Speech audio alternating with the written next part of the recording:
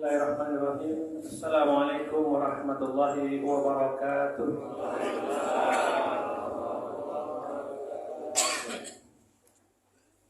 Yang menjawab salam dari sekian banyak hanya 31 orang. Ibu-ibu di belakang tak menjawab salam. Tapi tak dengar kami, Bu. Saya ulangi lagi ya, Bu. Yang menjawab salam saya dengan kuat semangat, saya mudah-mudahan saya doakan masuk surga. Terlambat dah. Assalamualaikum warahmatullahi wabarakatuh.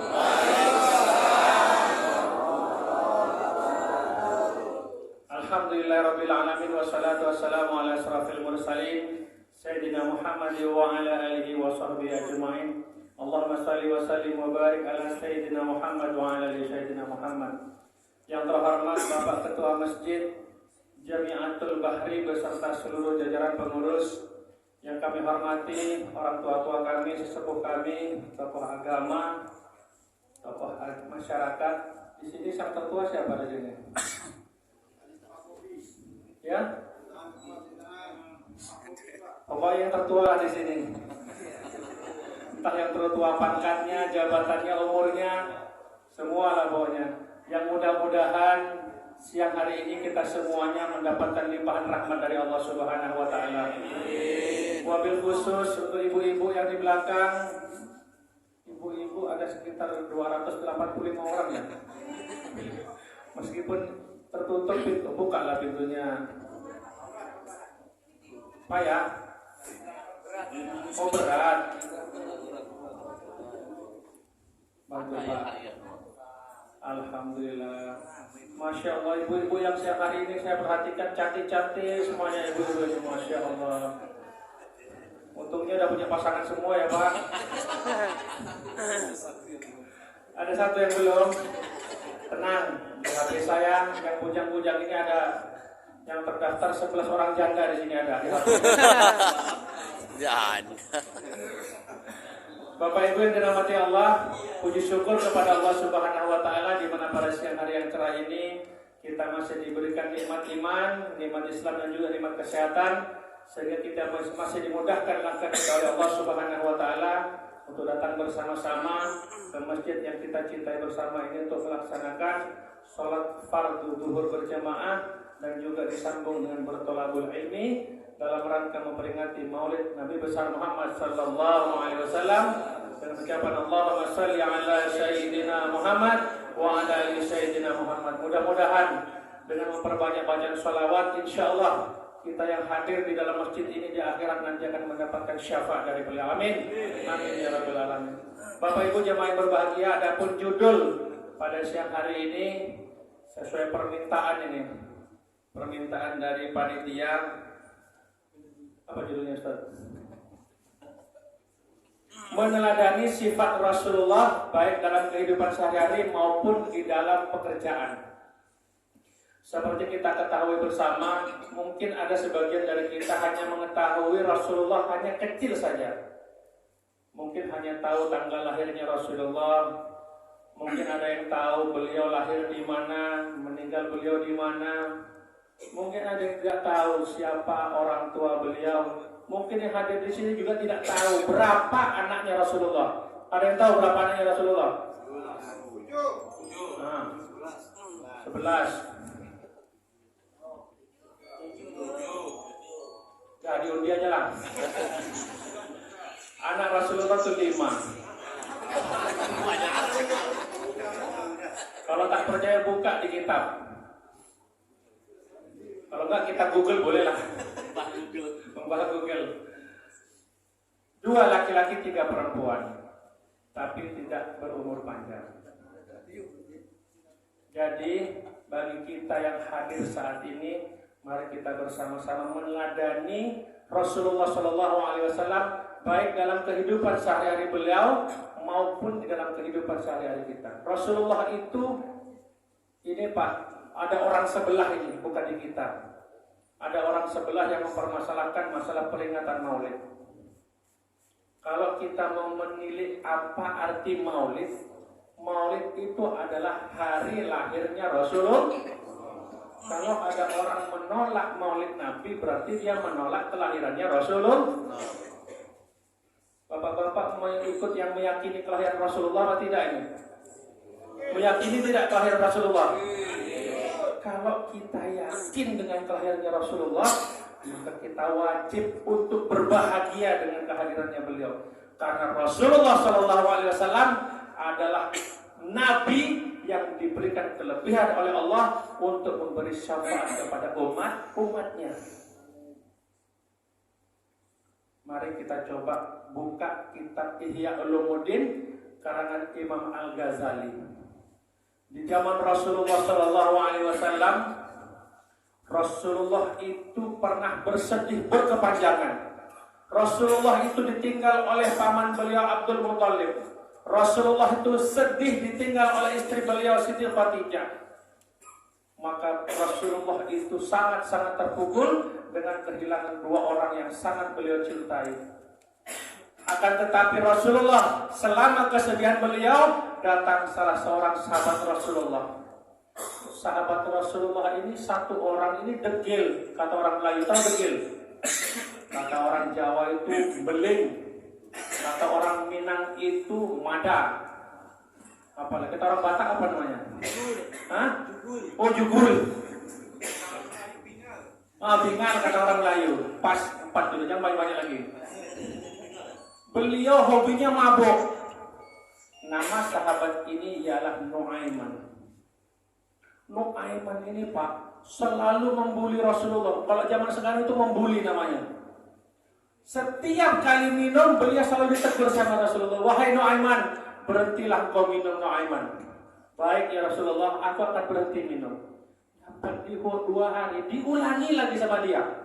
Minum lagi, ditegur lagi sama Nabi. Nuaiman, sudahlah Nuaiman, berhentilah kau minum mabuk-mabuk Nuaiman. Baik ya Rasulullah. Begitu seterusnya berulang. Sampai-sampai Rasulullah bertanya sama sahabat Nuaiman, wahai Nuaiman, kenapa engkau tidak pernah berhenti dari kebiasaan minum minuman keras? Dijawab sama Nuaiman, ya Rasulullah, bukannya aku tak mau berhenti minuman keras ya Rasulullah, tapi aku itu suka, aku rindu dengan teguranmu pada diriku ya Rasulullah. Ini adalah salah satu bentuk kecintaan salah seorang sahabat kepada Rasulullah. Bahkan di akhir kitab diceritakan ketika Nuaiman meninggal dunia, tersebarlah berita ini kepada seluruh sahabat. Rasulullah bertanya, kenapa Nuaiman tidak ikut sholat bersama kita? Disampaikan oleh sahabat, Nuaiman telah menghadap kepada Allah Subhanahu wa Ta'ala ya Rasulullah. Maka Rasulullah memberitahu kepada sahabat, mari kita bersama-sama bertakziah ke rumahnya Nuaiman. Kemudian ketika sampai di rumah Nuaiman, Rasulullah orang yang pertama kali memandikan jenazahnya Nuaiman. Rasulullah orang yang pertama kali mengkafani jenazahnya Nuaiman. Dan Rasulullah orang yang pertama kali memasukkan jenazahnya Nuaiman ke liang lahat. Cobalah bayangkan, kalau kita ini dimandikan, disolatkan, kemudian kita itu dikafani dengan Gubernur Riau misalkan, senang gak kira-kira kita? Atau kita ini dimandikan, dikafani, disolatkan oleh ulama besar, misalkan oleh Ustaz Abdul Somad misalkan kita, pasti kita akan merasa senang dan terhormat. Demikian juga kalau kita dimandikan oleh Rasulullah SAW, tangan suci beliau memegang tubuh kita, sudah bisa dipastikan jenazah ini akan mendapatkan ampunan dari Allah Subhanahu wa Ta'ala. Kemudian selanjutnya ketika Nuaiman sudah dikubur, sudah ditutup dengan tanah, Rasulullah berkata kepada para sahabat, wahai sahabat-sahabatku, silahkan engkau kembali ke rumah kalian masing-masing. Aku ingin menunggui jenazahnya Nuaiman. Aku khawatir dan takut Nuaiman tidak bisa menjawab pertanyaan malaikat Munkar dan Nakir. Begitu perhatiannya Rasulullah terhadap Nuaiman dan cintanya Rasulullah kepada sahabat Nuaiman. Secara prosedur, kalau kita itu dalam bekerja ada SOP namanya. Tahu SOP Pak? Sesuai SOP, kalau ada orang meninggal datang 2 orang malaikat. Siapa 2 orang malaikat itu Pak? Satu orang yang tahu cuma. Siapa Pak? Malaikat Munkar Nakir. Ada yang tak mau mati di sini? Coba jawab. Semuanya pasti mati. Dua orang malaikat datang menghampiri malaikat jenazahnya Nuaiman. Sebelum malaikat Munkar Nakir bertanya kepada Nuaiman, malaikat Munkar Nakir mengucap salam. Assalamualaikum ya ahlil jannah. Selamat dan bahagia atasmu wahai Nuaiman, para calon penghuni surga.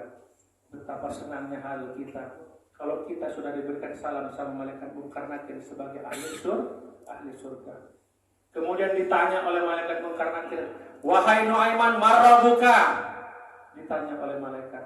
Kemudian Nuaiman menjawab, Allahu Rabbul Alamin. Allah adalah Tuhanku. Kemudian ditanya lagi oleh malaikat Munkar dan Nakir yang kedua, waman nabiyuka Nuaiman? Nuaiman tidak segera menjawab, tapi Nuaiman hanya berkata, coba ulangi lagi pertanyaanmu malaikat. Waman nabiyuka Nuaiman? Ditanya lagi oleh malaikat, apakah aku tidak salah mendengar malaikat apa yang kau tanyakan? Coba ulangi lagi kata Nuaiman.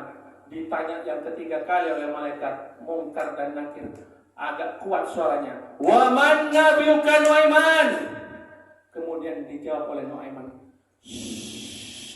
jangan kuat-kuat, orangnya saat ini masih ada di atas, kata Nuaiman. Dengan perkataan seperti itu, karena Rasulullah diberikan mukjizat oleh Allah bisa melihat pertanyaan di alam kubur, Rasulullah sempat tersenyum kepada Nuaiman akibat apa yang disampaikan oleh Nuaiman, karena Rasulullah masih berada di atas menunggu jenazahnya Nuaiman. Pertanyaan dari malaikat Munkar dan Nakir. Rasulullah tempat tersenyum dengan kata-kata yang disampaikan Nuaiman. Di dalam Al-Quran, ketika kita sholat Jumat, seorang muazzin ketika melaksanakan sholat Jumat selalu mengatakan kepada para seluruh jemaah yang hadir ketika sholat Jumat, Innallaha wa malaikatahu yusalluna 'alan nabi ya ayyuhalladzina amanu sallu 'alaihi wa sallimu taslima. Apa artinya? Sesungguhnya Allah dan para seluruh malaikat yang berada di langit dan di bumi seluruhnya bersalawat kepada Rasulullah sallallahu alaihi wasallam. Wahai orang-orang yang beriman, innallaha wa malaikatahu yusholluna 'alan nabi ya ayyuhalladzina amanu, wahai orang-orang yang beriman, bersalawatlah kalian kepada Rasulullah dan ucapkanlah kalimat yang baik dengan kata-kata yang baik agar kalian mendapatkan hikmah dari salawat yang kalian bacakan. Ini perintah Allah agar kita bersalawat kepada Rasulullah.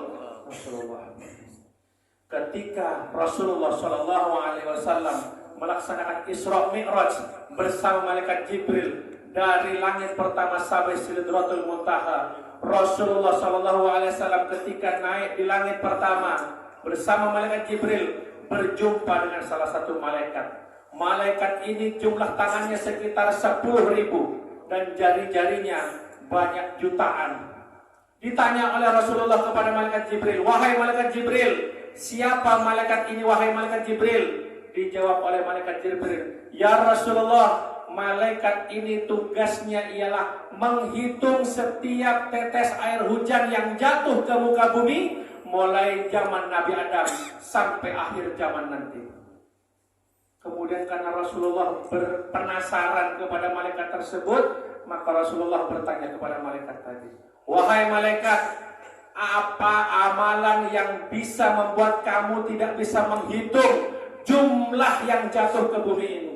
Wahai Rasulullah yang mulia, ada satu perbuatan yang tidak bisa dihitung dengan jari-jariku yang banyak ini. Apa wahai malaikat? Satu bacaan sholawat yang dibacakan oleh umatmu kepadamu ya Rasulullah. Coba bayangkan, satu bacaan sholawat kita itu tidak akan pernah bisa dihitung dengan malaikat karena kemuliaan bacaan sholawat. Mari Bapak Ibu, sebelum kita lanjutkan, masih ada waktu biar kita mendapatkan keberkahan dari Allah Subhanahu wa taala siang hari ini. Tidak apa-apa kita baca sholawat ya Bapak Ibu ya. Mari baca sholawat ya Bu, biar baroh.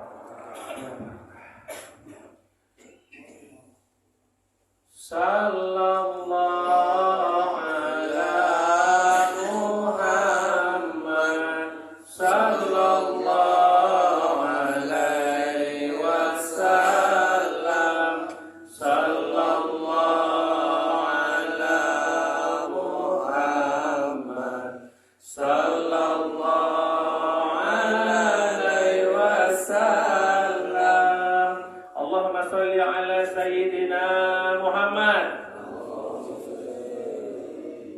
Bapak Ibu yang berbahagia, apapun yang kita lakukan saat ini, kita yang diberikan amanah untuk bekerja, mencari nafkah bagi keluarga.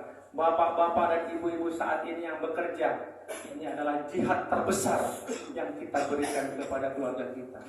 Jangan pernah berpikir jihad itu hanya berperang di medan laga. Jihad itu bekerja dengan baik, bekerja dengan jujur, itu adalah salah satu bentuk ibadah terbesar kita kepada Allah Subhanahu wa taala. Oleh karena itu Bapak Ibu, agar pekerjaan kita diberkahi sama Allah, agar pekerjaan kita itu membawa manfaat bagi keluarga kita, agar hasil jerih payah pekerjaan kita itu dibawa pulang dimakan anak istri kita, mendapatkan keberkahan, tidak jadi penyakit, maka bekerjalah dengan baik, benar dan jujur. Saat ini Pak, bangsa kita ini banyak orang pintar. Di negara ini tak kurang orang-orang pintar, tapi sangat sedikit di bangsa kita ini orang yang benar. Beda orang pintar dengan orang benar. Meskipun kita tidak terlalu pintar, biarlah kita ini menjadi orang yang benar. Berusahalah bekerja dengan baik. Ini mudah-mudahan tidak terjadi di sini. Ini terjadi di tempat lain. Ada Pak karyawan kalau bekerja, ada atasannya rajin kali kerjanya. Kalau ada atasannya rajin kerjanya. Tapi kalau tak ada atasannya, malas kerja. Nyalas. Nah, ada juga Pak. Masya Allah. Saya pikir cuma di tempat kami Pak. Maaf. Tapi mudah-mudahan ke depan sudah tidak ada lagi. Mudah-mudahan ya Pak Ibu ya. Insya Allah. Kalau kita bekerja dengan hati yang ikhlas, kalau kita bekerja tanpa mengharapkan sanjungan dan pujian dari orang lain, insya Allah pekerjaan kita akan membawa keberkahan bagi kita dan keluarga kita. Amin. Amin ya Rabbal. Amin ya Rabbal Alamin. Ada 4 amalan yang bisa menjadikan alam kubur kita itu terang benderang. Pernah nggak pergi ke alam kubur Bapak-bapak? Belum pernah ngantar jenazah? Udah, yang jawab 1 orang, yang lain belum pernah ngantar jenazah nih. Pak Ustaz Daulay mana? Ustaz, ada air minum Ustaz?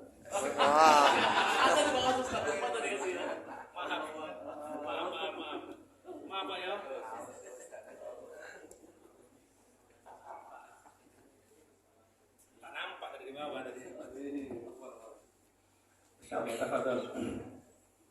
Ada 4 amalan yang dicontohkan oleh Rasulullah SAW agar alam kubur kita itu mendapatkan rahmat, naungan, diterangkan, diluaskan oleh Allah Subhanahu wa taala. Sebagaimana yang dilaksanakan, sebagaimana yang dicontohkan oleh Rasulullah Muhammad SAW. Apa 4 amalan ini yang bisa penyebab asbab menjadi penerang alam kubur kita? Kita lihat di medsos selama ini. Saya beberapa hari yang lalu itu ada Pak. Ini maaf, mudah-mudahan tak terjadi di sini. Ada makam anggota dewan. Anggota dewan. Sebelum dimakamkan, kuburnya digali itu terbakar duluan. Na'udzubillahi min. Kalau tidak salah 3 hari yang lalu kejadiannya.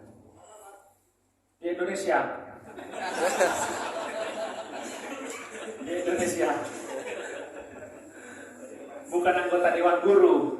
Ada anggota dewan guru ada, tapi ini anggota dewan yang duduk di sana itu Pak. Katanya wakil kita katanya wakil kita, wakil rakyat katanya, tapi tak pernah mikirkan rakyat. Masya Allah.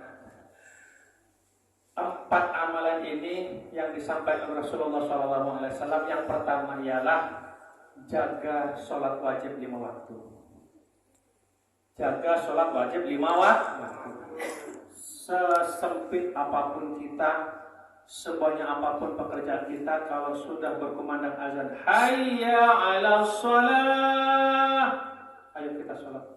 Hentikan pekerjaan, pergilah sholat. Maaf kalau kita dipanggil atasan kita, dipanggil pimpinan kita, kita bilang sebentar Pak, tunggu nanti aja, atau kita langsung datang. Langsung datang atau tidak? Siapapun kita kalau dipanggil atasan dan pimpinan kita, pasti kita akan cepat datang. Tapi ketika kita dipanggil sama Allah yang memberikan kita nafas setiap hari, yang memberikan kita kesehatan setiap hari, ketika ada panggil azan, kenapa kita malah malas-malasan? Bahkan karena sibuknya bekerja mengejar dunia, dia sampai tinggalkan waktu sholat 5 waktu. Ketika di salah satu majelis ilmu Rasulullah SAW pernah ditanya oleh para sahabat, ya Rasulullah, ayyul a'malu ahabbu ilallah. Ya Rasulullah, amalan apa yang paling dicintai sama Allah? Kemudian Rasulullah menjawab, as-sholatu ala waqtiha, sholat yang tepat waktu. Sholat yang tepat waktu. Oleh karena itu Bapak Ibu, kami mohon betul, jaga waktu sholat kita. Dan jangan hanya kita menjadi orang yang soleh. Ajak anak kita, ajak istri kita di rumah, ajak saudara-saudara kita, bahkan ajak tetangga-tetangga kita. Mari kita makmurkan masjid. Karena kalau tidak mulai sekarang kita makmurkan masjid, jangan sampai setelah ada pengumuman inna lillahi wa inna ilaihi raji'un, baru kita diantar ke masjid. Amalan yang pertama agar alam kubur kita diterangi sama Allah ialah menjaga sholat wajib 5 waktu. Yang kedua, apa amalan yang bisa menjadikan alam kubur kita diterangi sama Allah? Yang kedua, istiqomah membaca Al-Qur'an. Di rumah ada Al-Quran? Ada. Yang menjawab 10 orang. Ada Al-Quran di rumah? Ada. Masih bagus apa jelek? Bagus apa jelek? Kalau bagus, Al-Qurannya tak pernah dibuka. Banyak. Al-Qurannya beli apa dikasih? Nah, kalau beli alhamdulillah, jangan pula dikasih Al-Quran. Ada Al-Quran disimpan di lemari sampai berdebu. Masya Allah. Ayo iktibar, mari kita kembalikan kepada diri kita masing-masing. Jangan pernah menyalahkan orang lain. Mari kita iktibar, kita semangati diri kita untuk selalu membaca Al-Quran.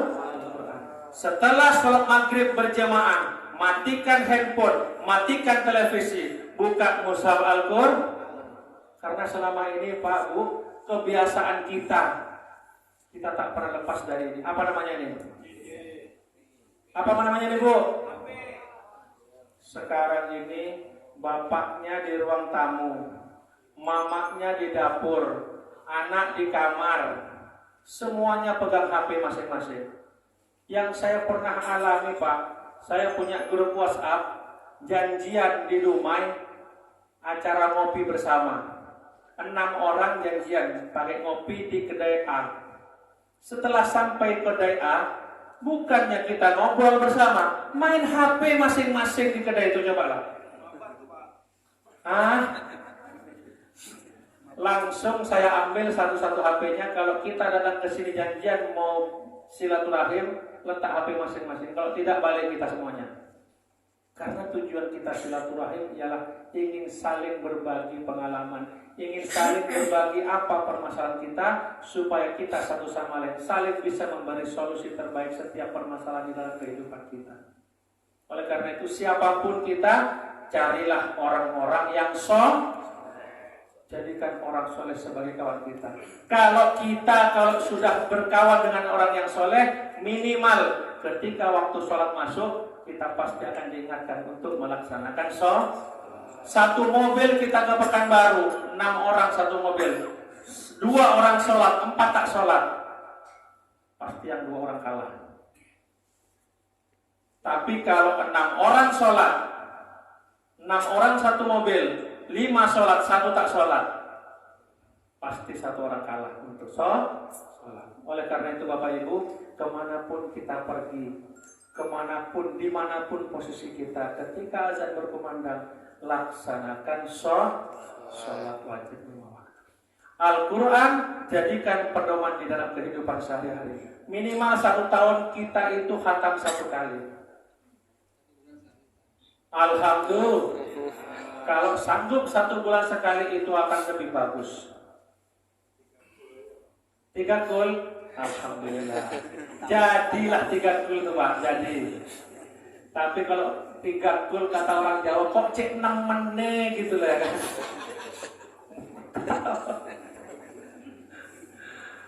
Kok melampau betul kata orang Jawa.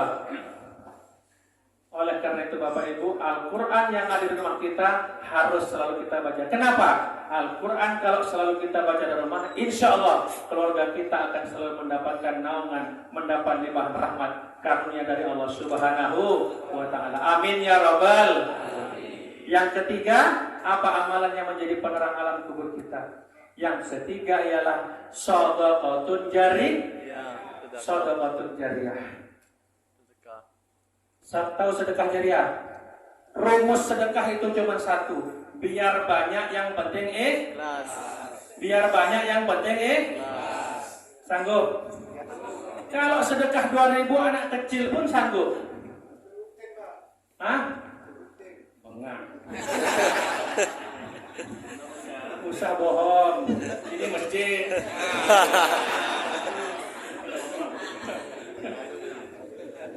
Ribu anak SD pun sanggup, kalau itu pasti ikhlas. Tapi kalau 200.000 coba. Mudah-mudahan ini Pak, saya sudah ngalami ketika istri saya mau operasi di rumah sakit, biaya operasinya itu kurang lebih sekitar 14 juta. Sedangkan duit di dompet hanya ada sekitar 5.800.000. Dokter menyatakan bahwa ini harus dioperasi. Tapi karena saya yakin dengan ilmu sedekah yang Allah selalu sampaikan di dalam Al-Quran, saya coba menggunakan ilmu sedekah. 5.800.000 dalam 1 jam harus habis. Cari orang yang sangat membutuhkan. Contoh, orang yang jualan sayur sambil didorong, orang jual kacang sambil didorong, pergi ke pasar Senggol, Dumai, ke pasar Payung, cari bibit-bibit yang jualan di tepi jalan. Beli sayurnya jangan ditawar. Karena kita masuk ke mall, beli sayur ditawar apa tidak? Ini ada kemarin kejadian ibu-ibu naik mobil bawa handphone, beli sayur. Berapa Mbak sayurnya? 3.000 Bu. 2.000 ngapa? Astagfirullahaladzim. Bawa handphone naik mobil, beli sayur pun ditawar. Itu kalau bahasa Cinanya bonau namanya. Kita ini hidup agar berkah, banyak-banyak tolong orang lain. Siapapun orang itu, ketika sudah sore, sudah malam, ada orang masih jualan, belum laku, beli dagangannya. Karena apa? Kelebihan uang yang kita berikan kepada mereka pasti akan membawa manfaat bagi keluarga mereka. Kita saat ini alhamdulillah diberikan pekerjaan tetap dari Allah Subhanahu wa Ta'ala. Kita masih diberikan kemudahan untuk bekerja. Kita masih diberikan karunia gaji yang diberikan oleh perusahaan kepada kita. Kita harus bersyukur masih diberikan gaji lebih. Kita lihat orang di luar sana. Kondisi ekonomi masyarakat kita saat ini sudah sangat jauh merosot kondisi ekonominya. Bagi kita yang diberikan rezeki lebih oleh Allah Subhanahu wa Ta'ala, tolonglah mereka. Insya Allah, yang saya alami Pak, bukan saya ingin riak, tapi ini tujuannya ingin memotivasi bapak-bapak dan ibu-ibu semuanya. Kita motivasi, ayo sedekah. Uang yang kita miliki saat ini, insya Allah, kalau sedekah banyak yang kita berikan, insya Allah itu akan memberikan obat bagi yang punya penyakit. Dan itu betul dibuktikan. Ternyata setelah 3 hari diagnosa dokter dinyatakan sembuh 100%. Dan ini bukan sekali 2 kali.